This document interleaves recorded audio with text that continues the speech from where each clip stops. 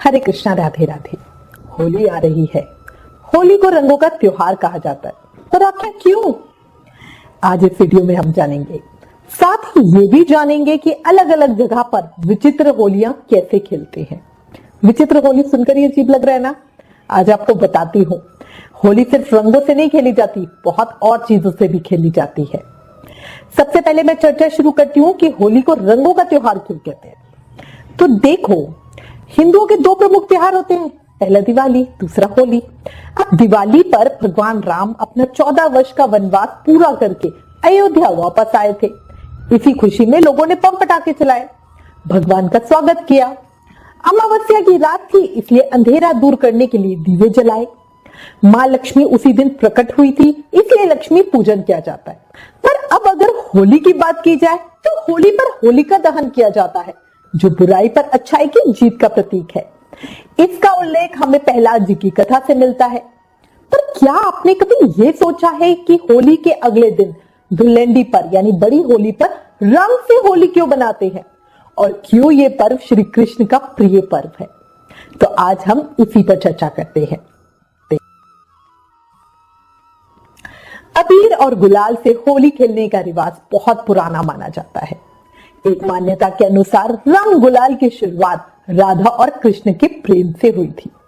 इसके पीछे बहुत सुंदर प्रसंग मिलता है। देखो, हम सभी को पता है कि भगवान श्री कृष्ण सांवले हैं, लेकिन राधा बहुत ही सुंदर और गोरी है। इसी बात को लेकर भगवान श्री कृष्ण हमेशा अपनी माता यशोदा से शिकायत करते थे और इसका कारण जानना चाहते थे। वो माँ से पूछते रहते थे, मैया मैं इतना काला क्यों हूँ और राधा इतनी गोरी क्यों है? आपने भजन सुना है ना? माता यशोदा कान्हा जी के रोज रोज इन बात को पूछने से परेशान थी और एक दिन उन्होंने श्री कृष्ण को सुझाव दिया कि वो राधा को जिस भी रंग में देखना चाहते हैं उसी रंग को राधा के मुख पे लगा दे। भगवान श्री कृष्ण को ये बात जच गई। वैसे भी वो बहुत नटखट है हमारे नंदलाल ना, इसलिए वो राधा को तरह तरह के रंगों से रंगने के लिए चल दिए। उन्होंने राधा और अन्य गोपियों को तरह तरह के रंगों से रंग दिया। नटखट श्री कृष्ण की ये प्रेममयी शरारत सभी को बहुत पसंद आई और फिर ये घटना एक परंपरा बनकर होली के रूप में स्थापित हो गई। माना जाता है कि इसी दिन से रंग खेलने का प्रचलन शुरू हुआ और इसलिए होली पर रंग खेलने की ये परंपरा आज भी है और इसीलिए ये त्योहार हमारे कान्हा जी का प्रिय त्योहार माना जाता है। होली सभी को बहुत प्रिय है। होली पर रंग खेलकर सभी हर तरह के भेदभाव को खत्म कर देते हैं, क्योंकि जब ना कोई काला होता है ना कोई गोरा होता है। इसीलिए सब कहते भी है ना, बुरा न मानो होली है। श्री कृष्ण ने राधा प्यारी को सबसे पहले जामुन के रस से रंग कर अपने रंग में रंगा था। सोचो कितनी प्रेममयी लीला होगी। माना जाता है कि भगवान श्री कृष्ण रंगों से होली मनाते थे, इसीलिए यह होली का तरीका लोकप्रिय हुआ। वो वृंदावन और गोकुल में अपने साथियों के साथ होली बनाते थे। वो पूरे गांव में मजाक भरी शैतानियां करते थे। आज भी वृंदावन जैसी मस्ती भरी होली कहीं नहीं मनाई जाती। होली बसंत का त्योहार है और इसके आने पर सर्दियां खत्म हो जाती हैं। भारत के कुछ हिस्सों में इस त्योहार का संबंध बसंत की फसल पकने से भी किया जाता है। किसान अच्छी फसल पैदा होने की खुशी में होली मनाते हैं। होली को वसंत महोत्सव या काम महोत्सव कहते हैं, क्योंकि ये युवाओं का महोत्सव होता है। श्री धाम, वृंदावन और खाटू धाम में फागुन महोत्सव की अलग ही धूम होती है। रीति रिवाज की रंगोली, प्रेम की होली, सबकी हमजोली। होली नफरत को मिटाने और प्रेम से अपनों को गले लगाने का त्योहार है। होली का त्योहार राक्षसी ढूंढी, भक्त प्रहलाद और उनकी बुआ होलिका, राधा कृष्ण के रास और कामदेव के पुनर्जन्म की कथाओं से जुड़ा हुआ है। कुछ लोगों का यह भी मानना है कि भगवान श्री कृष्ण ने इस दिन पूतना नामक राक्षसी का वध किया था। इसी खुशी में गोपियों और ग्वालों ने रासलीला की और रंग खेला। अब चर्चा करते हैं कि अलग अलग जगहों पर अलग अलग तरीकों से होली कैसे खेलते हैं। सिर्फ रंग से नहीं, और किन किन चीजों से होली खेली जाती है। देखो, श्रीधाम वृंदावन में होली के अलग अनूठे रूप देखने को मिलते हैं।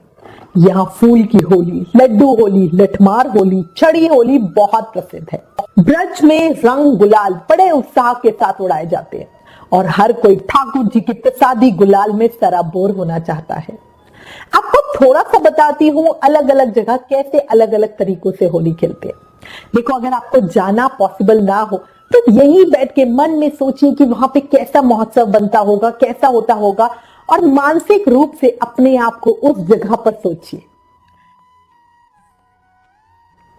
सबसे पहले बताती हूँ राधा रानी के गांव बरसाने में खेली जाने वाली लठमार होली की परंपरा को।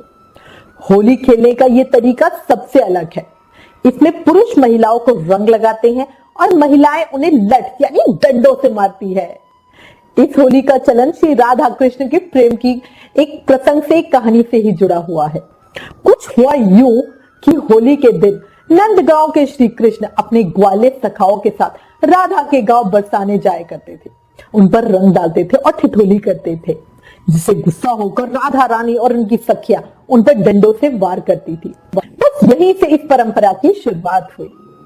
लठमार होली में नंदगांव के पुरुष और बरसाने की महिलाएं भाग लेती हैं। हंसी ठिठोली से भरपूर लठमार होली में पुरुष खुद को डंडों से बचाते हैं और महिलाओं को उनके रंगों से बचना होता है। अच्छा, दिलचस्प बात यह है कि डंडे खाने के बाद भी किसी को चोट नहीं लगती और कोई पुरुष बुरा भी नहीं मानता। अगर किसी को कभी कोई छोटी मोटी चोट लग भी जाए तो वहीं ब्रज रज लगाई और फिर से खेलना शुरू, है ना। ऐसा कहा जाता है कि लोग विदेशों से भी इस होली की परंपरा को देखने के लिए स्पेशली होली के टाइम पे ब्रज में आते हैं। अब अगली चर्चा करते हैं लड्डू होली की। लड्डू होली खेलने से पहले शिव जी मंदिर में लाडली जी को लड्डू अर्पित किए जाते हैं और फिर दर्शन और होली खेलने आए भक्तों पर लड्डुओं की बौछार की जाती है ना जी, लड्डू से होली। इस होली को खेलने के लिए करीब 40 से 50 टन लड्डुओं की बौछार होती है। इस लड्डू होली के पीछे भी पता एक प्रसंग है, सुनाती हूँ, बहुत आनंद आएगा। पौराणिक कथाओं के अनुसार फागुन माह की अष्टमी को एक सखी बरसाना से फाग या होली खेलने का निमंत्रण लेकर नंदगांव गई थी। वहां पर नंद बाबा ने इसे स्वीकार कर लिया। स्वागत सत्कार के बाद वह सखी बरसाना लौट आई। फिर नंद बाबा ने फाग निमंत्रण के स्वीकार करने का संदेशा लेकर उनके पुरोहित को दोपहर बाद बरसाने में मित्र विषभान जी के यहाँ भेजा, हमारी राधा रानी के पिताजी। फाग निमंत्रण के स्वीकार किए जाने के उपलक्ष्य में बरसाने में उत्सव मनाया गया। पुरोहित का आदर सत्कार किया गया, उसे खाने के लिए लड्डू दिए गए। फिर गोपियों ने उस पुरोहित को गुलाल से सराबोर करना शुरू कर दिया। अब उन पुरोहित जी के पास रंग गुलाल तो कुछ था नहीं, तो उन्होंने जो हाथ में लड्डू थे वही गोपियों पर फेंकने शुरू कर दिए। इस तरह बरसाने से लड्डू होली का प्रारंभ हुआ। राधा कृष्ण के प्रेम में सराबोर होकर सभी लोग होली खेलते हैं और होली के भजन गाते हैं। मंदिर के प्रांगण में भगवान कृष्ण और राधा रानी के प्रेम में मग्न होकर भक्त ऐसे नाचते हैं ना कि आनंद आ जाता है। इस परंपरा का पालन द्वापर युग से लेकर आज तक किया जा रहा है। सोचो, इमेजिन करो कि आप वहां पे हो, है क्या नजारा होगा। आपके ऊपर लड्डू पड़ रहे हैं, एक सर पे पड़ा है, वहां की छटा, वहां की वो सोच कर ही मन में गुदगुदी होती है। इस तरह से ब्रज में बड़ी धूमधाम से होली महोत्सव मनाया जाता है। फुलेरा दूज से शुरू करके रंग पंचमी तक ये त्योहार मनाया जाता है।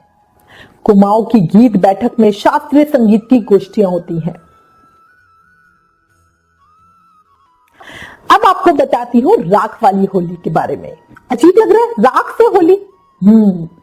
ब्रज की होली के बाद बनारस की होली में भी बहुत धूम होती है।